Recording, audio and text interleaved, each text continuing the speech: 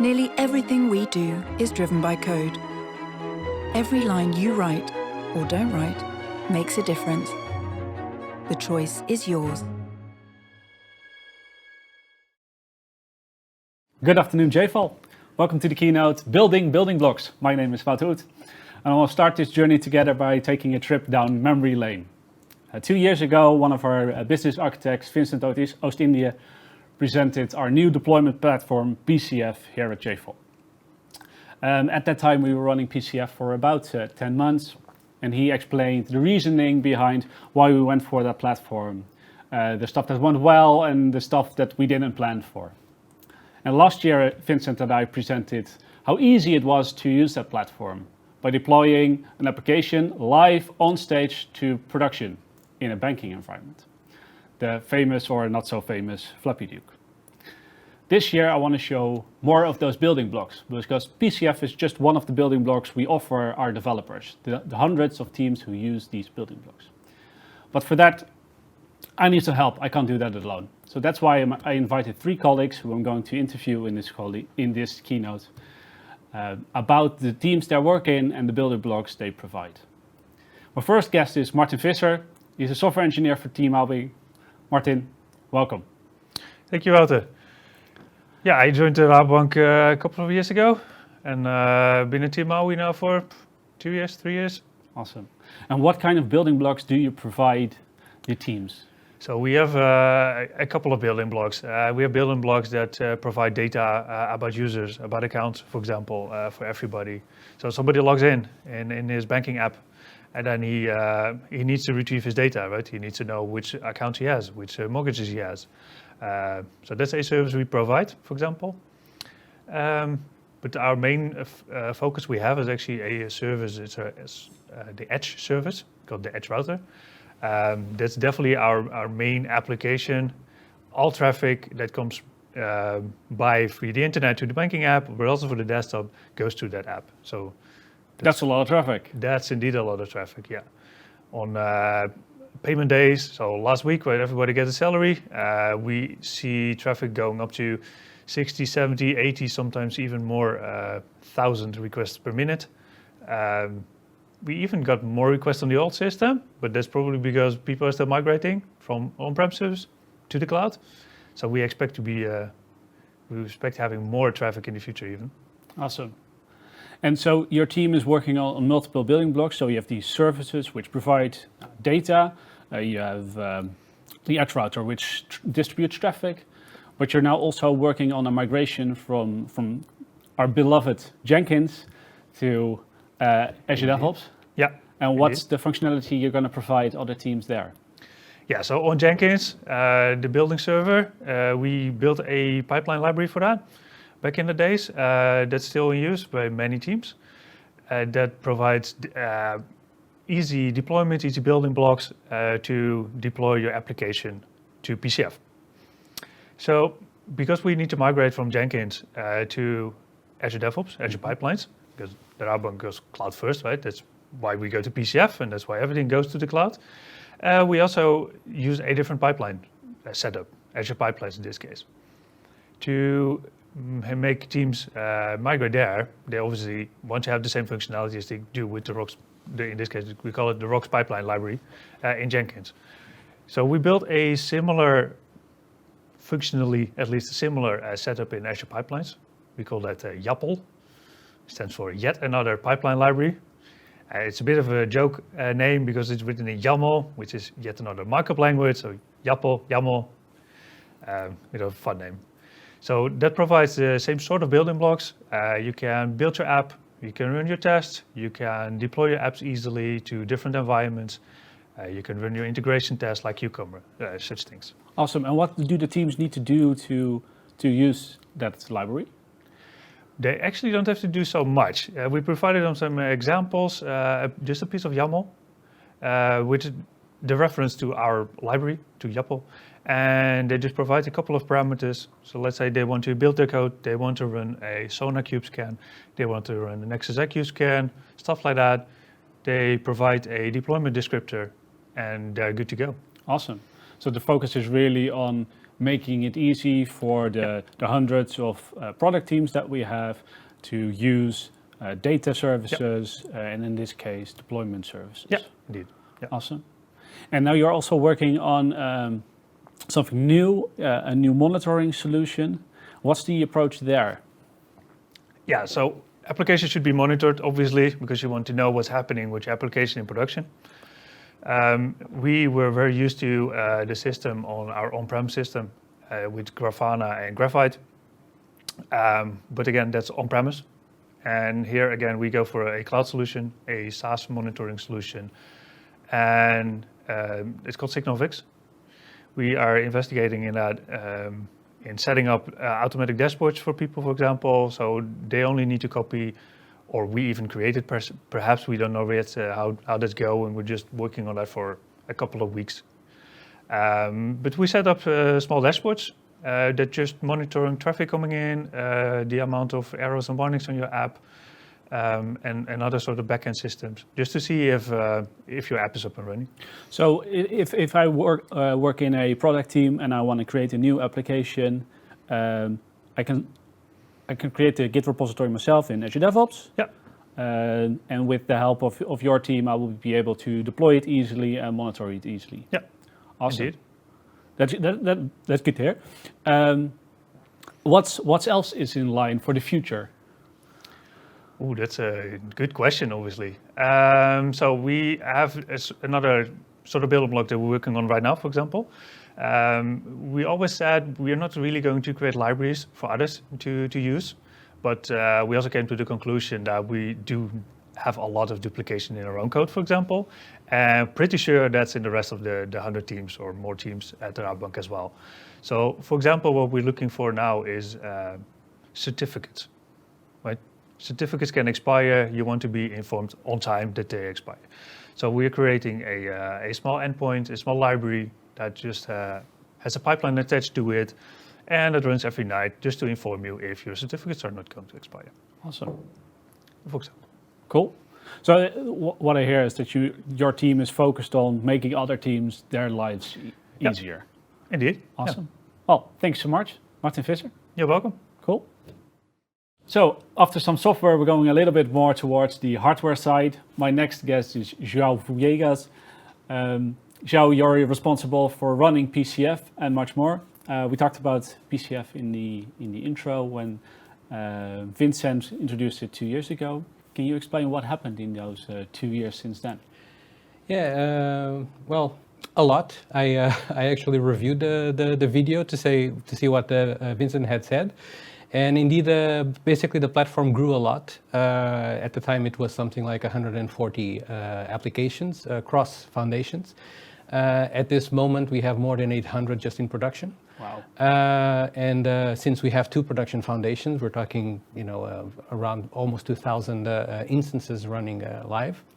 Also, well, the adoption also increased. The number of teams is more or less the same. More apps have been migrated from on-prem to the cloud. And also we started serving statics from the PCF, from the cloud. And a little bit of additional automation. And of course, we learned a lot in these 2 years. So we have been, since we were a small team, we have been working very hard in automating as much as we can, since apparently we're the smallest PCF management team Pivotal actually knows about. Oh, wow. So, especially for this size of a foundation. So, yeah. And Martin already said the amount of requests we have daily, monitoring everything. So, yeah, it has been an interesting journey. Cool. And so now we're running PCF primarily on Azure, but you're also working on introducing it on AWS. Mm-hmm. What's the strategy there? Yeah, the strategy is an interesting question because it's not completely well defined. Okay.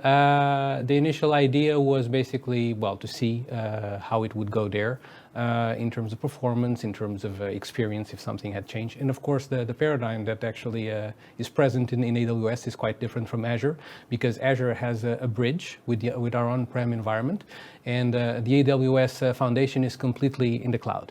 So there's no direct access. Everything needs to go through, the internet, basically. So it also brought additional attention to security and everything. At the moment, it's still unclear exactly where it will go, but yeah, it's a learning experience there too. Awesome. And if you look at PCF, so over the last 2 years from a developer standpoint, not a lot has changed. Is there something in the future which new functionality which the teams could use? Well, usually we're always reviewing, especially because some teams have specific requests on what's going to happen. One thing that will happen sooner or later will be moving PCF to its Kubernetes version, because, well, that seems to be the way it will go, and eventually PCF for VMs will, we're guessing it will stop having as much growth as the Kubernetes one. And also, well, we have to work a little bit better on, since we have 2 production environments, 2 foundations, and they need to synchronize, and they need to be completely stateless. We're working also a little bit on improving the method to synchronize the data in the backend between instances running on both environments. Yeah, and for the rest, I mean, time will tell. This is a very dynamic environment, so we listen a lot to what the teams also request, and yeah, and depending on that, we also grow our own processes to accommodate them. Okay, awesome.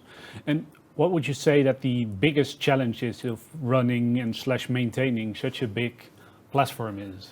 Yeah, well, as I said, we're a very small team. We have recently grown to 4 people. Yeah, and just as an example, the last element also worked in PCF previously, and they had 3 foundations, and in 3 foundations they ran, I think, 7 or 8 applications. So we're talking really, and that team apparently had 6 or 7 elements. Right.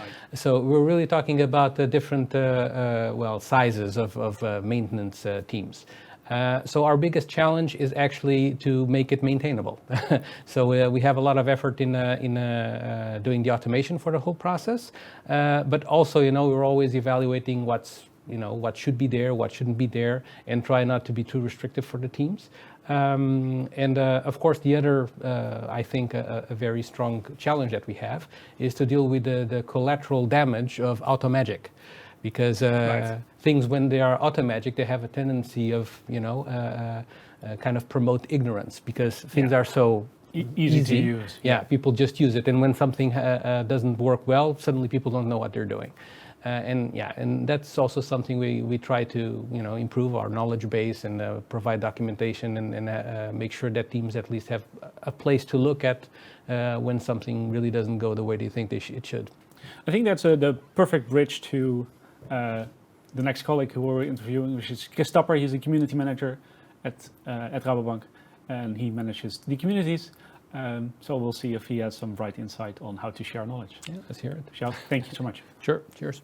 Chris, welcome. I already kind of introduced you in the last section, but I assume that not everybody knows what a community manager does. Can you explain that to us? Hey Wouter, nice to be here. Good to see you kind of virtually. I think I'll give you the short and the practical version of what I do. And the really short version is I find groups of people within the organization that have a topic that they share, where they need to share knowledge about, and it can be anything from a proof of concepts to presentations on architecture or new things to do. And the really practical version is when you build a community, like for example Java developers, and you try to get all developers into the community. Then you get the more experienced developers to help the junior developers to develop themselves, to learn new ways of thinking or looking at their code. And you try to get outside knowledge in. And the cool thing when you have gathered all the Java developers within your organization is that you're going to see which knowledge is already present and which knowledge you're lacking at the current moment. So the things you are really good at become apparent, and then you can present those outside of the organization. And the gaps in your knowledge, like for example, if you think you will be working with blockchain a lot in the near future, but you don't have that much knowledge about it, you will get speakers from the outside or workshops from the outside into the organization to boost your knowledge level about those topics. Awesome. So- And you mentioned the Java community, which I'm a part of. But what kind of other communities are out there in the organization? Yeah, so currently we have 19 communities with over 4,000 members. And the communities can be topic or role based. So the role communities are things like the IT architecture community, product owner, Scrum Master. And the topic community can be programming languages like the Java community, but also software quality, autonomous testing, anything you like. There is even a small AI Ops community starting in the near future. AI Ops, that's new to me. That sounds really cool. Maybe I'll join a session. So you try to bring people together with the same knowledge to build knowledge and to gain expertise, share expertise. Is there another strategy behind this, or is it just bringing out the best in people? Well, I think if you start bringing out the best in people, then you get all kinds of opportunities to do new things, like innovation. When you bring smart people together, probably all of you at JFall know about this. If you bring smart people together, they will definitely be able to think of new things that you hadn't thought of when you built the community. So what will happen is that you expect people to do knowledge sharing, and suddenly they will have opinions about the tooling you use, or your architectural limitations, or the way you are organized, or maybe cultural aspects of your organization where you have a lot of presentations to do outside of your sprint reviews, which takes a lot of your development time. So I think as long as you treat a community as a community, so a smart group of people who are self-organizing, and not as a work group where you give them things they need to do, then you get all sorts of new things out of them. Yeah. But because before Corona, we would get together, and then knowledge sharing was well, I wouldn't say easy, but at least easier than it is nowadays. How do you see sharing knowledge and getting people together in times of Corona? Yeah, it was definitely easier, because I think one of the most important things in the community is that you get like connections on a more personal level, so that it's easier for you to grab the phone and call the other department because you already know them. And having drinks after a great presentation really helped doing that. But instead, we moved all of our presentations online because that's safer, of course. It would also be a waste not to do them. And what we see now is that the attendance actually is way up from what it used to be. For example, the automation event I organized used to have about 250 attendees, and this year the first one had over 400 and 700 unique attendees. So we try to move the knowledge sharing online, at least the presentations. And however, it's less personal, but in some scalable way, the scalability is better, at least. Nice. So you're bringing that knowledge now online to people and making it more accessible. So you work a lot with people. Now that's slightly changed, but what do you still love most about helping in your job and helping others get together? That's a really good question. I think I use one of the, you might remember it, I used one of the certification sessions we had at the Java community as an example for this, because I really like people who learn new things and who get to understand something new, and to see a speaker or an attendee really happy about what they learned. That's actually what I love most about my job, and that's actually what I don't get to see at the moment. So that's a real waste. I really look forward to be able to do that again in the future. And what else do you see in the future? What kind of events or get-togethers, virtual then, are up and coming? I think the virtual part of a lot of these sessions will remain, because it's really easy to set up, it's really easy to attend, it's also really easy to record the sessions and keep them available for new people to the organization. I do also see a lot of more social events in the future, like more digital pub quizzes, PowerPoint karaoke, and other things like that, to keep people connected on a personal level. And then eventually, I hope we'll be able to do more live events again. However, I think that part of them will always remain digital because we learned how easy it is to set up and how scalable it is for those who work on different locations. Excel sheet karaoke sounds nice. I'll join next time. Chris, thank you for joining, and hopefully see you soon. Thank you for having me, and hope to see you soon. Likewise. I want to thank our guests for their time and their interesting answers. I want to thank you for watching. If you're interested in using these building blocks, please visit our website or join our virtual booth. But most importantly, enjoy JFall. Bye. Code is everywhere. You get up with it in the morning. You take it with you on the go. It brings us closer to one another. It makes life easier, nicer, and it allows you to discover the world. Make new connections, realize ambitions. It may even save your life. Nearly everything we do is driven by code. Every line you write, or don't write, makes a difference. That's why we write code that contributes to a better world, that helps shape a sustainable food chain, that empowers people to become financially self-sufficient, and gives people back control of their data. Whatever you dedicate your talent to, or don't, makes a difference. The choice is yours. What difference will you make?